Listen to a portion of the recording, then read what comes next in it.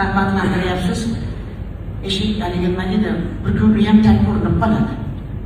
Davlat yelkasiga minib olib pul bersa ashlaytami, bermasa ashlaytmaymiz emas. Yaxshi konsert bo'lsa, yaxshi konsert bo'lsa boradi xalq.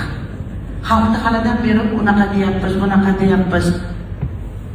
Mana konsert beryapman, men majbur qilib metrolarda to'xtatib odam haydab kirayotganim yo'qmi? Mana ko'rib bilib turibsizlar-ku. Ko'pchiliklar bilet so'rab bergansizlar, пригласительно so'rab kirasizlar. Oilalarni jo'natasizlar. Katta хороший konsert, katta есть цель. Biz hammamiz xohlaymiz. Masalan, deylik, mana o'sha xalq borishini, xalq pulini ayamaydi san'atga. Men buni aniq bilaman. Xalqimizcha meni yomon ko'rganligini ham bor, yaxshi men odamni deb qolganini hammasi aylamayman. To'g'ri aytadigan bo'lsam, tarozada ancha o'sgan hozir xalqimiz. Oldingidaqa ko'rko'ralar bormaydi, boshqa masala. Hozir biz hammamiz nima deydi, san'atkorlar nima bo'lishimizdan qat'iy nazar o'sha ustoz shogird an'anasida baland parvoz aytilgani aslida yoshlar ham keladi, mana sizni o'shanga ham aytib qo'yish kerak, bilishingiz kerak. Ustozlar ham bermaydi emas, beradi endi buni so'rasa. Siz duo bering, men ertaga to'yga chiqib ketyapman. Mana shu xalq artisti va umuman o'ziga bo'lgan ehtirom, e'tibori kamdan kam uchraydi.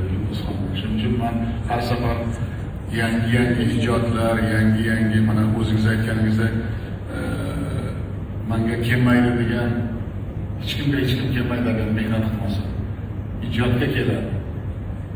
Ijodga, namunaga keladi. Shuning uchun qiyin zamonda yashayapmiz. Lekin shu qiyin zamonda yaxshi qirralarini topib biz birlashib natijaga erishayapmiz. Shuning uchun mana aytgan hamma gaplaringizning tagida bir narsa borki, albatta hammaga ham O'zbekistonda hozirgi muvaffaqiyatni yoqmaydi. Albatta bitta narsani to'g'ri bilishimiz kerak. Mana sizlarga men ochiqcha aytmoqchiman. Juda katta muammolarimiz bor. Bitta oilada qancha muammo bor. Lekin davlatchilikni qurib, mana shu davlatchilikda hammaga munosib bo'lib, tinchlikda, osoyishtalikda yurish bu azob desak to'g'ri bo'ladi.